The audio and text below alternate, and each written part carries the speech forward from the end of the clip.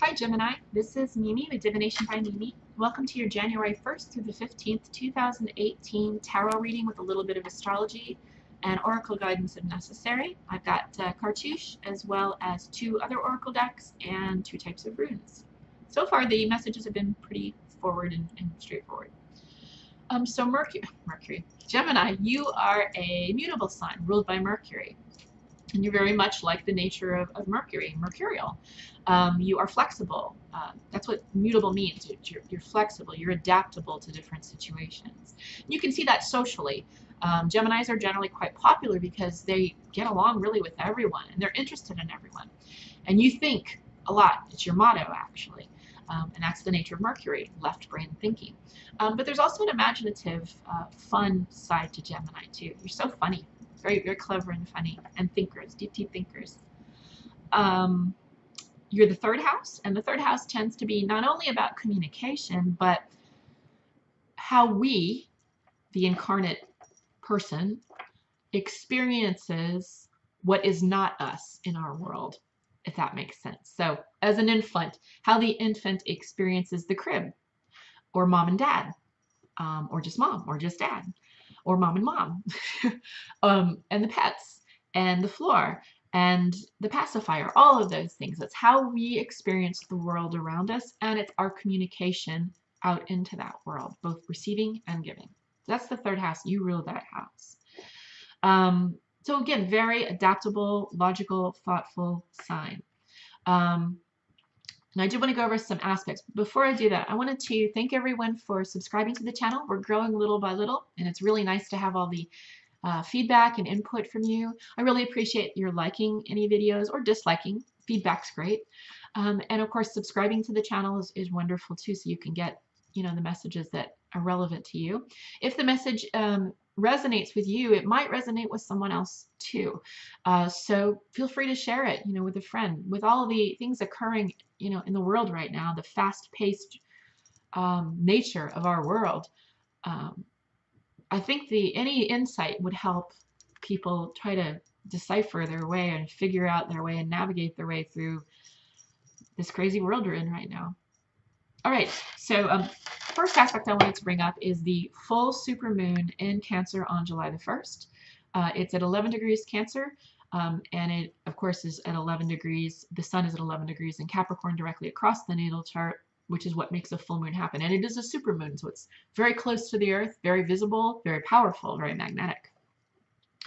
It is also making some lovely trines which will affect all of us.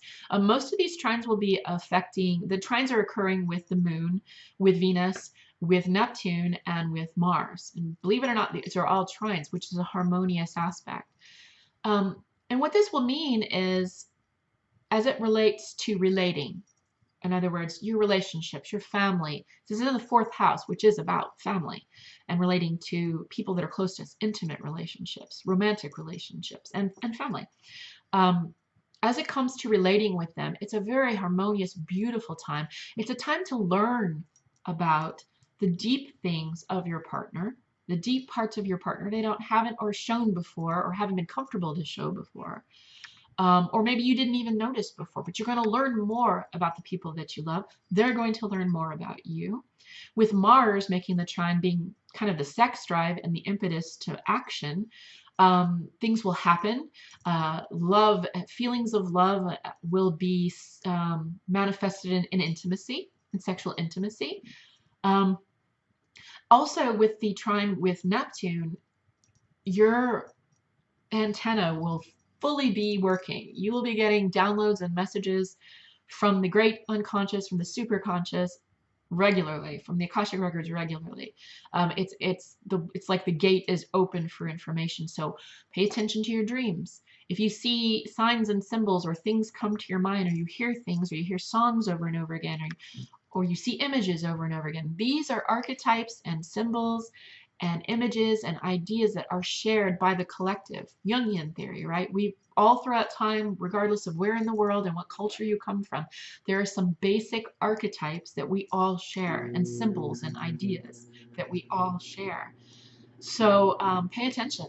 This is like this is a super conscious God download. So just a very positive time. Now, on the 2nd of January, Uranus, which has been in retrograde for some time in the sign of Aries, the first house, is now going to go direct. So don't be surprised if on the 2nd and beyond you start seeing some big impactful changes on the world stage and possibly in your life. Uranus is an unpredictable, anything can happen, sudden changes energy. This can mean geopolitical. This can mean geological, weather, natural disasters, decisions to make sudden change. So let's say you were on the fence about leaving your partner for a long time. On the 2nd, the energy might be there for you to actually make that decision, make that move to leave. It's kind of a negative aspect, or a negative example, but it's that kind of energy that, you know, it may have been sitting there for a while on your mind, and then one day you wake up on the 2nd and say, you know what, he put the cap on the toothpaste on the wrong way for the last time. I can't even deal anymore. We're done. I'm moving out. That kind of thing. And on that same note, I've been dating this person a long time. I feel so close to this person. I don't know why I haven't done this before. I'm going to ask this person to marry me. That kind of thing. All right. There are other aspects occurring later in the month. Like I said, another full moon and then the new moon. But that's probably likely going to be more in the second half of the month. So I'll get into that next for your next reading. But for now, let's get into your reading. I'm going to do a 4-card pull. This is based upon some kind of an issue or concern that you as Gemini collectively, or maybe one or two of you out there, are having in your life. Then it's going to reflect on a negative aspect of that situation and a positive aspect of that situation, and then some overall advice. And like I said, I've got other oracles if needed. Using the Thoth deck. Let's get started. This is a tarot reading for Gemini. Mutable air. Ruled by Mercury. Ruler of the 3rd house. Communicator, thinker. Motto is I think. Gemini for January 1st through the 15th, 2018. What's up for Gemini? January 1st through the 15th, 2018.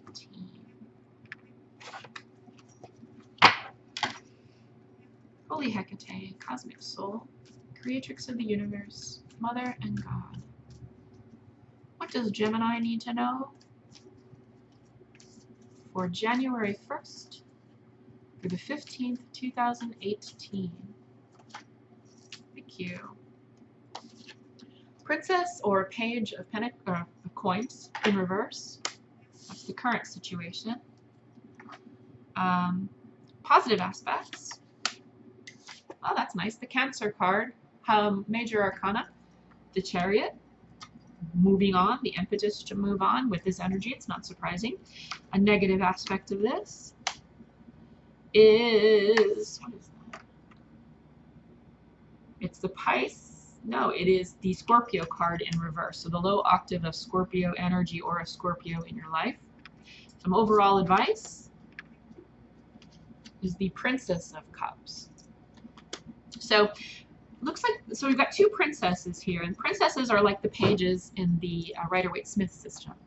And what they are messages for the most part, messengers or messages. Now, you've got one of coins in the reverse as your current situation. So coins being, or pentacles being about the manifested world. This could mean finances, and that's generally what we associate it with, but it could also mean health or the things tangibly that you have in your life. So there's some kind of delay in receiving something, or a delay of a message that you're expecting.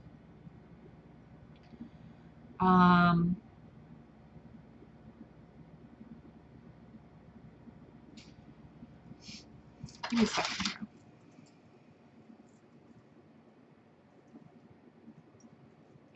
The overall advice, again, we're talking about 2 messengers here. One in the low octave, which is your current situation, and the overall advice is the one in the high octave, which is the water one. Remember, coins are manifested things, and cups, that's what the Princess of Cups is water, is emotional things. And that tends to be about relationships.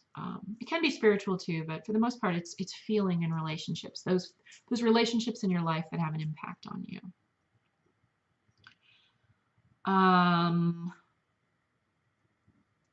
The negative aspect of the scorpionic energy is the negative aspect of the 8th house. This is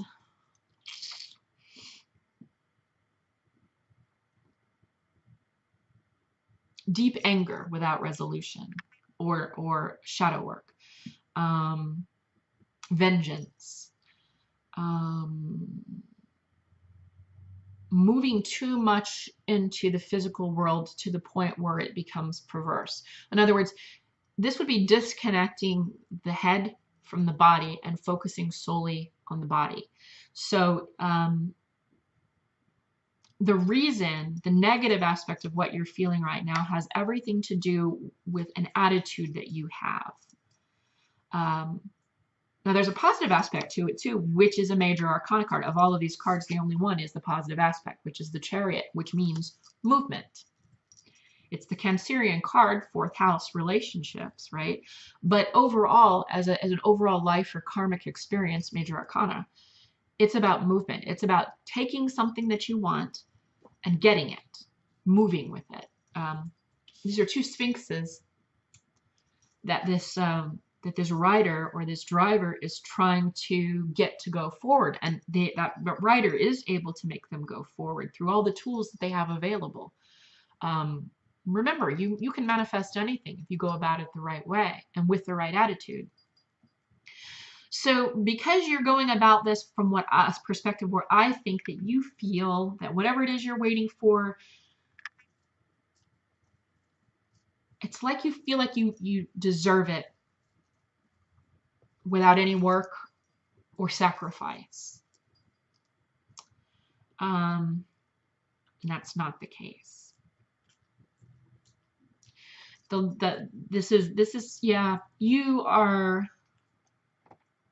This should happen in your mind, you're thinking, and again, this isn't all Gemini, this is obviously a particular Gemini or a couple of them. In your mind, you deserve whatever this thing it is that you have. But remember, the universe hands us things and lessons, even difficult lessons, because we need to learn them. You're not getting it easily for a reason. So even though in your own mind you feel you deserve it and it should be easy peasy, lemon squeezy, it's not. And there's a reason for that. And the tendency, the negative part of you being like this is because this is the low octave of the scorpionic energy, which is, again, if you feel as though you deserve it, it should be yours without any sacrifice or any work, regardless of what is being shown to you over and over again by the universe, this brick wall that you're hitting or the fact that you're waiting. It should indicate to you that there may be some sacrifice that you need to make to get this thing that you want, to get this message that you want, or this raise. I tend to think it's financial. It kind of feels like it's at work, like there's a promotion or recognition that you feel that you deserve. And maybe it feels like in your mind you've been busting ass, making things change, helping everyone, working extra hard, doing the extra hours and so forth. But there's something that's amiss. There's something that's not being done that's impacting the speed in which you're receiving what you feel you have coming. So, and because the Cancer card is here, you do deserve it. It is going to be coming, but there's something that you need to address with it. And with the overall advice being messages of relating, messages of communicating with others, and you're good at communicating. I think what you're being asked to do here is approach the question, why have you not received this thing you feel strongly that you deserve, with humility and by relating to those that are in power, rather than just sitting here and stewing in the idea that you deserve it and fuck them if they can't figure it out and I'll just bail on the whole situation. You're being advised to investigate, but in a loving manner, on a high octave. Communicate in a relating manner. Sit down. If it is something to do with work, if it is something to do with a promotion you feel you deserve, or a recognition that you feel that you deserve, sit down with those parties that are in power of you getting that recognition or that promotion. If that's your manager, have an open, friendly dialogue, relating dialogue from a place of humility. And, ask gently, I thought that I would be moving on to this next level by now, or I really thought I was going to get that position, or I really thought that, I really felt like I would get more support or recognition for the hard work I put in on this project, or what have you. And it hasn't happened. I'm just wondering, am I doing something wrong? Have I made a mistake? Is it a situation where you can't promote me now? That's what I mean, is approaching it rather than from a place of anger and arrogance. Come from a place of humility and use the gift of relating. Because remember, there's nothing to be afraid of and there's nothing to be angry at. Every human on the planet that we come in contact with is a mirror. It's a reflection of us, because there's no you and there's no me, there's we. So the illusion of duality, the illusion of polarity, it doesn't really exist. So although you're going at this with humility, don't be afraid, because when you're having this conversation with your superior at work, or whoever this is that is controlling whether or not you get the recognition or the praise or the increase or the promotion, there's nothing to be afraid from them, because they are you. You're having a conversation with you. I hope that makes sense. Yeah. So rather than just stewing in the fact that you feel you deserve it from a place of arrogance, approach it and have a dialogue with those that have power and find out, okay, why? I thought I'd be getting it by now. Am I missing something? Not sarcastically, not meanly, just help me understand. What do I need to do? I thought I'd have this by now. Okay, I'll stop repeating myself. I tend to do that. I hope this helped you, Gemini. If it didn't help you, but you think it might help a friend, share it with them. Please like it if you liked it. If you'd like to get a personal reading, please email me at the email address in the description box below the video. That's memes@hotmail.com. If you have any comments or questions about the reading, feel free to put them in the comment section below. Otherwise, I will see you for the lunations, and then, of course, the second half of the month of January. You take care.